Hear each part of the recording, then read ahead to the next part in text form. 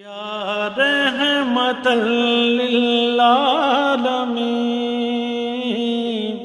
یا رحمت للعالمین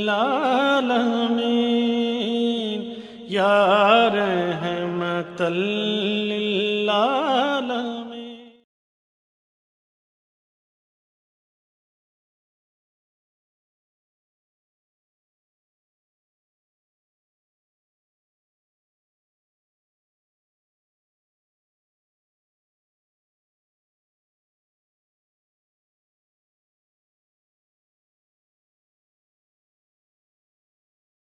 اللهم صل على محمد وعلى آل محمد كما صليت على إبراهيم وعلى آل إبراهيم إنك حميد مجيد.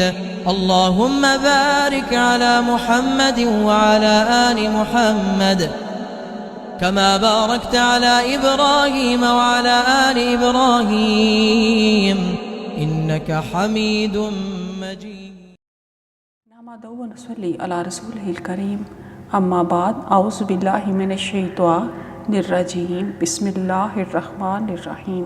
رب اشرح لي صدری ویسر لي امری واحلل عقدۃ من لسانی یفقہوا قولی. السلام علیکم ورحمۃ اللہ وبرکاتہ. میرے معزز سامعین، اللؤلؤ مکنون سیرت انسائکلوپیڈیا حضرت محمد صلی اللہ علیہ وآلہ وسلم آپ کے سامنے پیش کیا جا رہا ہے، اور یہ عالمی اشاعتی ادارے دارالاسلام ریسرچ سینٹر سے شائع ہوا ہے. اس کے ساتھ سیرت النبی صلی اللہ علیہ وآلہ وسلم، جسے محترم دکتور علی محمد صلابی صاحب نے لکھا ہے، اور یہ سیرت النبی حضرت محمد صلی اللہ علیہ وآلہ وسلم سے ماخوذ عصر حاضر کے تقاضوں سے ہم آہنگ دروس و عبر اور فوائد و ثمرات لیے آپ کے سامنے اس طرح پیش کرنے کی میں سعادت حاصل کرتی ہوں کہ نبی کریم صلی اللہ علیہ وآلہ وسلم کے اسوہ حسنہ ہم سب انسانوں کے علم میں آ سکیں، تاکہ ہم وہ وفا کا عہد جو حضرت آدم علیہ السلام اور حضرت حوا علیہ السلام سے شیطان کے بہکانے پر ٹوٹ گیا، اس عہد کو ہم دوبارہ جوڑ سکیں اور اپنی بے وفائی کو وفا میں ثابت کر سکیں. اور اس کا صرف اور صرف واحد راستہ یہی ہے کہ ہم قرآن پاک اور سیرت نبی حضرت محمد صلی اللہ علیہ وآلہ وسلم کا مطالعہ کریں، اور ان کو اپنی زندگیوں میں شامل کر کے اپنے اصل گھر جنت میں واپسی کی راہیں ہموار کریں اور اپنے رب کو راضی کریں. اسی مقصد کو لیے معزز سامعین، میں نے یہ سلسلہ شروع کیا ہے کہ ہمیں زیادہ سے زیادہ اپنی زندگیوں کو صراط مستقیم پہ لانے کے لیے اسوہ حسنہ سے بڑھ کر کوئی اور رہنمائی میسر نہیں ہے، اور اس کا کوئی مثل نہیں، کوئی مقابلہ نہیں جس کی خدا خود تعریف کرے. اور اللہ تعالیٰ قرآن پاک میں کہتا ہے کہ جس نے نبی کی اطاعت کی اس نے میری کی. تو ہمارے لیے یہ بہت ہی اہم ہے کہ ہم نبی کریم صلی اللہ علیہ وآلہ وسلم کی زندگی کے ہر گوشے سے معلومات حاصل کریں. ابھی پچھلے اس پاک میں ہم نے نبی کریم صلی اللہ علیہ وآلہ وسلم کی پہلی شادی سیدہ خدیجہ رضی اللہ تعالیٰ عنہا کے ساتھ اس کے بارے میں ہم نے معلومات لی تھیں، اور اب اسی سلسلے کی اگلی کڑی ولیمہ کے بارے میں اور دیگر اہم نکات کے بارے میں آپ کو میں بتانے کی سعادت حاصل کروں گی.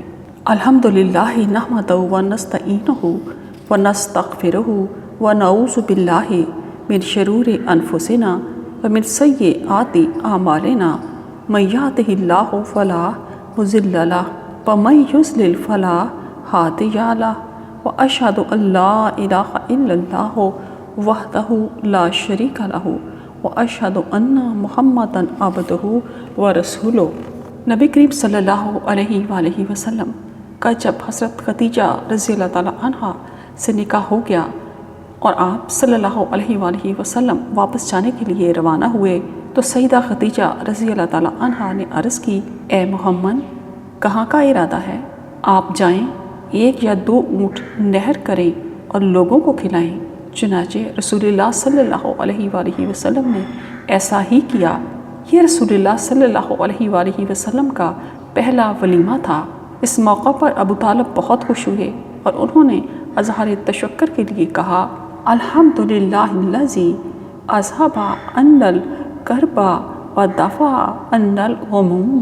तमाम तारीफ़ें अल्लाह ताला के लिए हैं जिसने हमारी परेशानियाँ और तफक्कुरात दूर फरमा दिए। इस दौर में वलीमे का कोई ख़ास वक्त मुकर्रर नहीं होता था। वलीमा कई कई दिन जारी रहता था। ये भी ज़रूरी ना था कि दूल्हा वाले अपने घर या इलाके ही में वलीमा करने के पाबंद हों। रसूलुल्लाह सल्लल्लाहु अलैहि वसल्लम के परदादा हाशिम बिन अब्दुल मनाफ ने शाम जाते हुए अब्दुल मुत्तलिब की वालिदा सलमा बिनते उमरू नजारिया से मदीना मुनव्वरा में शादी की। वहीं वलीमे का एहतमाम किया और काफ़िले के शुरका को ज़ियाफ़त दी। ये कम व पेश 40 अफराद थे। उनके अलावा खसरज के कुछ लोगों को भी मदऊ किया। फिर अपने रुफ़क़ा समेत चंद रोज़ वहाँ मुक़ीम रहे। अब हम देखते हैं हज़रत खदीजा रज़ी अल्लाह ताला अन्हा अज़मत की किस मेराज पर हैं। सईदा खदीजा रज़ी अल्लाह ताला अन्हा बड़ी ही अजीम और अक्लमंद खातून थीं। रसूलुल्लाह सल्लल्लाहु अलैहि वसल्लम ने इनसे ज़िंदगी की रफ़ाकत का रिश्ता कायम करके इनके शर्फ़ व मजद को 4 चाँद लगा दिए। सईदा खदीजा रज़ी अल्लाह ताला अन्हा का सबसे बड़ा शरफ़ ये है कि दावत इस्लाम के इब्तदाई दौर में उन्होंने रसूलुल्लाह सल्लल्लाहु अलैहि वसल्लम से भरपूर तावन किया और दावत व तबलीग के सिलसिले में अपना माल बेदरेग सर्फ फरमाया। उनकी एहसन खिदमात पर अल्लाह ताला ने जिब्राईल अलैहिस्सलाम के ज़रिए से उन्हें सलाम भेजा और उन्हें जन्नत में याकूत जुड़े मोतियों से बने हुए एक बेमिसल महल की बुशारत दी। सुभान अल्लाह। खुद जिब्राईल अलैहिस्सलाम ने अपनी तरफ से भी उनको सलाम पेश किया। ये सलाम रसूलुल्लाह सल्लल्लाहु अलैहि वसल्लम ने सईदा खदीजा रज़ी अल्लाह ताला अन्हा को पहुँचाया। सईदा खदीजा रज़ी अल्लाह ताला अन्हा ने इस सलाम का इंतहाई हकीमाना जवाब दिया।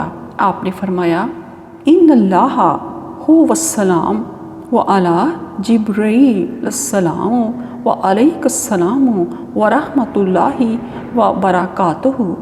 यकीनन अल्लाह ताला खुद ही अस्सलाम यानी सलामती देने वाला है और जिब्राईल पर सलामती हो और ए अल्लाह के रसूल आप पर सलामती, अल्लाह ताला की रहमतें और बरक़ात हों।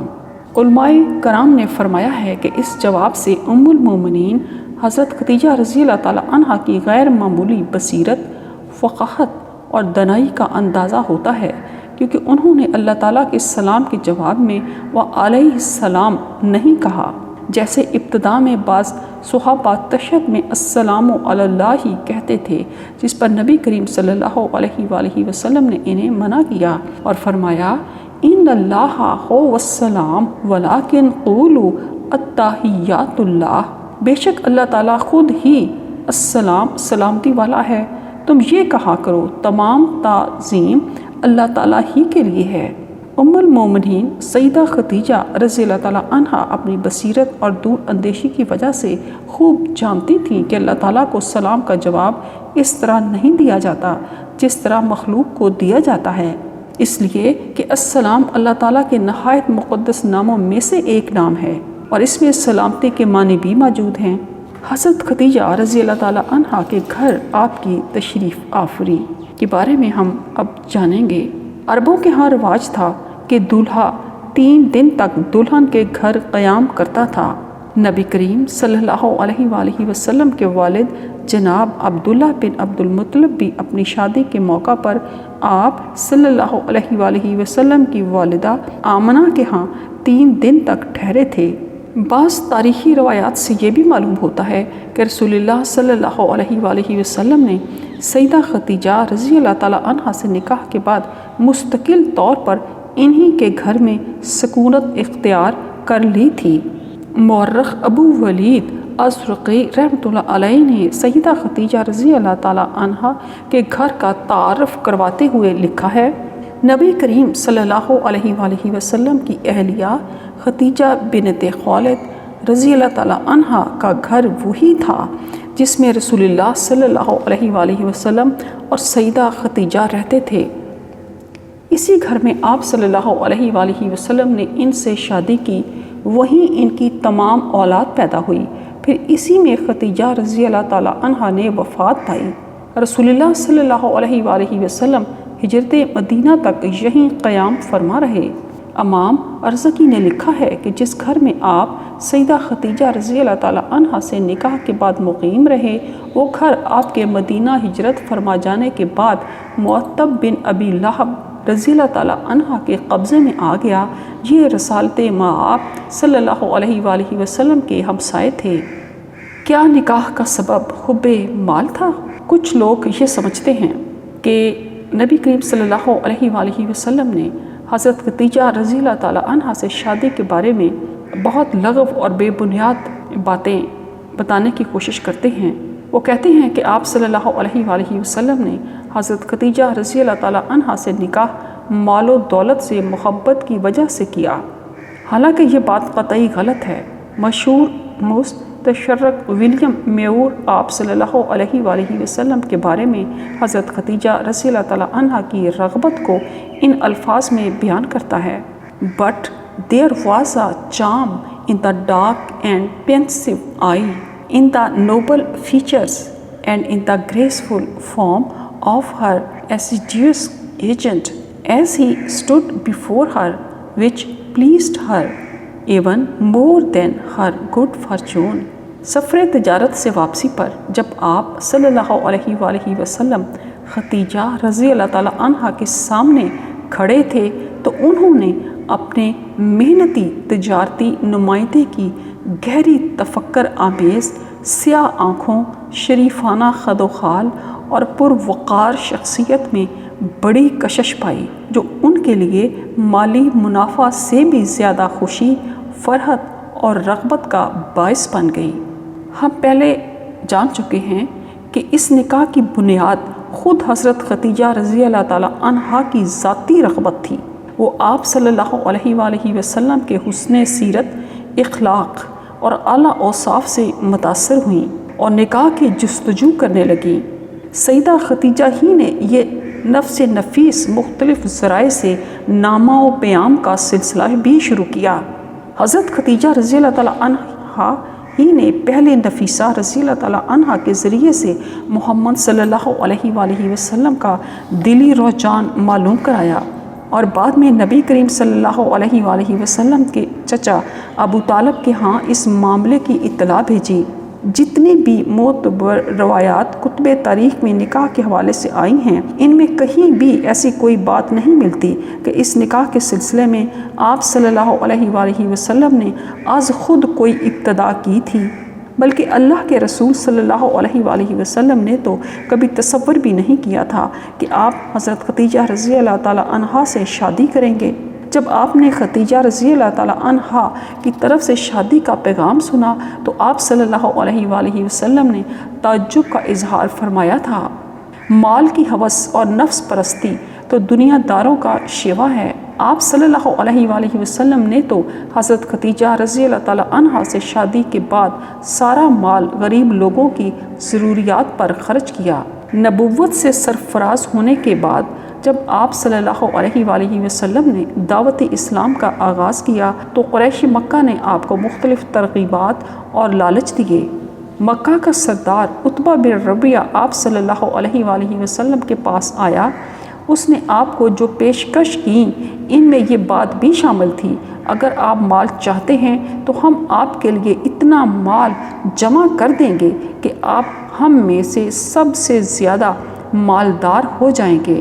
نبی صلی اللہ علیہ وآلہ وسلم نے اس کی پیشکش کو حقیر اور ناقابل توجہ سمجھا اور جواب میں یہ آیات تلاوت فرمائیں: بسم اللہ الرحمن الرحیم، حامیم،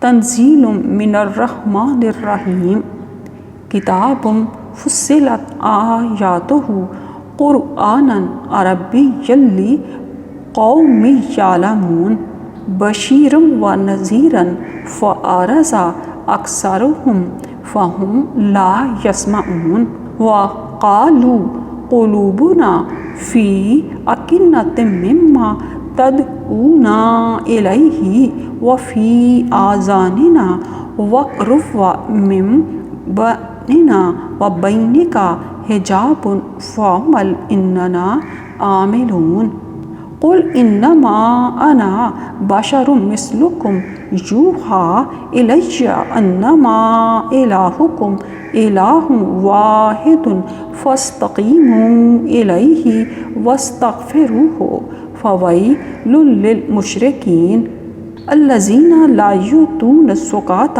وهم بالآخرۃ هم کافرون ان الذین آمنوا وعملوا الصالحات لهم اجر غیر ممنون قل أئنکم لتکفرون بالذی خلق الارض فی یومین وتجعلون له اندادا ذلک رب العالمین وجعل فیہا رواسیٰ من فوقہا وبارک فیہا وقدر فیہا اقواتہا فی اربعۃ ایام سواء للسائلین فقضاہن سبع سماوات فی یومین وأوحی فی کل سماء امرہا وزینا السماء الدنیا بمصابیح وحفظا ذالک تقدیر العزیز العلیم فإن أعرضوا فقل انذرتکم صاعقۃ مثل صاعقۃ عاد وثمود۔ شروع اللہ کے نام سے جو نہایت مہربان بہت رحم کرنے والا ہے۔ حامیم، یہ قرآن رحمان اور رحیم کی طرف سے نازل کیا ہوا ہے۔ یہ ایسی کتاب ہے جس کی آیات کھول کھول کر بیان کی گئی ہیں۔ یہ قرآن عربی ہے ان لوگوں کے لیے جو علم رکھتے ہیں، جو بشارت دینے والا اور ڈرانے والا ہے۔ پھر ان میں سے اکثر نے اس سے منہ موڑ لیا، وہ سنتے ہی نہیں، اور انہوں نے کہا جس کی طرف تو ہمیں بلاتا ہے اس سے ہمارے دل پردوں میں ہیں اور ہمارے کانوں میں ڈاٹ لگی ہوئی ہے اور ہمارے اور تیرے درمیان ایک پردہ ہے، لہٰذا تو اپنا کام کر، بلا شبہ ہم اپنا کام کرنے والے ہیں۔ کہہ دیجئے بس میں تو تمہارے جیسا ہی ایک بشر ہوں، میری طرف وحی کی جاتی ہے یہ کہ تمہارا معبود صرف ایک ہی معبود ہے، لہٰذا اسی کی طرف یکسوئی سے متوجہ رہو اور اسی سے بخشش مانگو، اور مشرکین کے لیے ہلاکت ہے جو زکوٰۃ نہیں دیتے، وہ آخرت کے بھی منکر ہیں۔ بلا شبہ جو لوگ ایمان لائے اور انہوں نے نیک عمل کیے ان کے لیے نہ ختم ہونے والا اجر ہے۔ آپ کہہ دیجئے کیا تم واقعی اس ذات کا انکار کرتے ہو جس نے زمین کو 2 دنوں میں پیدا کر دیا اور تم اس کے ساتھ شریک ٹھہراتے ہو؟ وہ تو جہانوں کا رب ہے، اور اس نے اس زمین میں اس کے اوپر مضبوط پہاڑ بنائے اور اس میں برکتیں رکھیں اور اس میں غذاؤں کا ٹھیک ٹھیک اندازہ رکھا۔ یہ کام 4 دنوں میں ہوا، پوچھنے والوں کے لیے ٹھیک جواب ہو گیا۔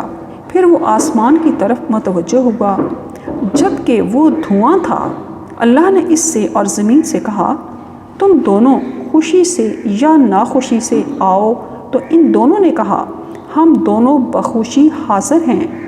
پھر اللہ نے انہیں 2 روز میں 7 آسمان بنا دیا اور ہر آسمان میں اس کا کام الہام کر دیا، اور ہم نے آسمان دنیا کو چراغوں ستاروں سے زینت دی ہے اور اس کی خوب حفاظت کی ہے۔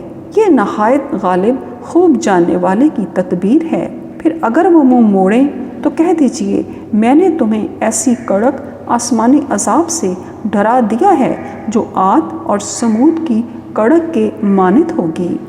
مستشرق ولیم میور نے اپنی کتاب دی لائف آف محمد صلی اللہ علیہ وآلہ وسلم میں نبی اکرم صلی اللہ علیہ وآلہ وسلم کے بارے میں اس حوالے سے لکھا ہے، محمد صلی اللہ علیہ وآلہ وسلم کو دولت کی کبھی کوئی طلب ہی نہیں رہی، وہ زندگی کے کسی بھی موڑ پر مال و دولت کے پیچھے نہیں بھاگے۔ سیدنا علی رضی اللہ تعالیٰ عنہ محمد صلی اللہ علیہ وآلہ وسلم اور حضرت خدیجہ رضی اللہ تعالیٰ عنہ کے سایہ عاطفت میں، جہاں سیدہ خدیجہ رضی اللہ تعالیٰ عنہ کے ذکر جمیل میں سیدنا علی رضی اللہ تعالیٰ عنہ کی کفالت اور تعلیم و تربیت کا تذکرہ بھی بے محل نہیں ہے۔ سیدنا علی رضی اللہ تعالیٰ عنہ تاریخ اسلام میں جلیل القدر شخصیت اور امت مسلمہ کے چوتھے خلیفہ راشد تھے۔ ایک طرف ان کی علمی وسعتیں بے پایاں تھیں، دوسری طرف وہ لہیت، صداقت، شجاعت، جرت، بصالت و تقوی و پرہیزگاری کے اوصاف جمیلہ سے مالا مال تھے۔ انہی اوصاف کی بدولت انہوں نے تاریخ اسلام میں اپنے لیے بہت اونچی جگہ بنا لی۔ انہیں یہ عظمت و فضیلت کس طرح ملی؟ آپ اس سوال کا جواب جب ڈھونڈے نکلیں گے تو آپ کو ان کی کفالت اور تعلیم و تربیت میں رسول اللہ صلی اللہ علیہ وآلہ وسلم کے عظیم معلمانہ کردار کے ساتھ ساتھ ام المومنین سیدہ خدیجہ رضی اللہ تعالیٰ عنہا کی شفقت و مرحمت کی جھلکیاں بھی صاف نظر آئیں گی۔ آئیے ایک نظر ہم سیدنا علی رضی اللہ تعالیٰ عنہ کی پرورش اور تعلیم و تربیت کا پس منظر جاننے کی سعادت حاصل کرتے ہیں۔ سیدنا علی رضی اللہ تعالیٰ عنہ کی ولادت رسول اللہ صلی اللہ علیہ وآلہ وسلم کی بعثت سے 10 سال پہلے اور خدیجہ رضی اللہ تعالیٰ عنہا سے آپ کے نکاح کے 5 سال بعد ہوئی۔ اس وقت آپ صلی اللہ علیہ وآلہ وسلم معاشی پریشانیوں سے محفوظ تھے۔ سیرت ابن حشام میں ذکر ہے کہ آپ صلی اللہ علیہ وآلہ وسلم کے چچا ابو طالب کا خاندان خاصا بڑا تھا۔ مکہ میں قریش قحط کا شکار ہو گئے۔ اس صورتحال میں آپ صلی اللہ علیہ وآلہ وسلم اپنے چچا حضرت عباس رضی اللہ تعالیٰ عنہ کے پاس تشریف لے گئے۔ ان دنوں بنو ہاشم میں ان کی اقتصادی حالت سب سے اچھی تھی۔ آپ صلی اللہ علیہ وآلہ وسلم نے حضرت عباس رضی اللہ تعالیٰ عنہ سے فرمایا، چچا جان، آپ کے بھائی ابو طالب کا کنبہ خاندان بڑا ہے، قحط سالی کا دورہ ہے، ہمیں ان کے پاس جانا چاہیے اور ان کے خاندان کا بوجھ ہلکا کرنا چاہیے۔ میں ان کے ایک صاحبزادے کو اپنے پاس رکھ لیتا ہوں، آپ بھی ان کی اولاد میں سے ایک بچہ رکھ لیں، یوں ہم ان کی کفالت کریں۔ حضرت عباس رضی اللہ تعالیٰ عنہ نے آپ صلی اللہ علیہ وآلہ وسلم سے اتفاق کیا۔ وہ آپ صلی اللہ علیہ وآلہ وسلم کے ساتھ ابو طالب کے پاس پہنچے اور کہا، ہم چاہتے ہیں کہ آپ کے خاندان کا بوجھ ہلکا کریں جہاں تک کہ موجودہ حالات ٹھیک ہو جائیں۔ ابو طالب نے جواب دیا کہ اگر تم میرے پاس عقیل کو ایک دوسری روایت کے مطابق طالب کو بھی رہنے دو تو باقی بچوں کے بارے میں اجازت ہے۔ چنانچہ آپ صلی اللہ علیہ وآلہ وسلم نے حضرت علی رضی اللہ تعالیٰ عنہ کو اپنی کفالت میں لے لیا اور حضرت عباس رضی اللہ تعالیٰ عنہ نے حضرت جعفر رضی اللہ تعالیٰ عنہ کی کفالت شروع کر دی۔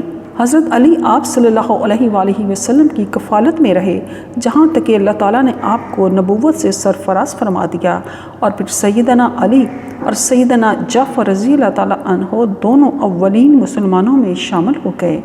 صدق اللہ العظیم۔ اللهم صل على محمد وعلى آل محمد كما صليت على إبراهيم وعلى آل إبراهيم إنك حميد مجيد اللهم بارك على محمد وعلى آل محمد كما باركت على إبراهيم وعلى آل إبراهيم إنك حميد مجيد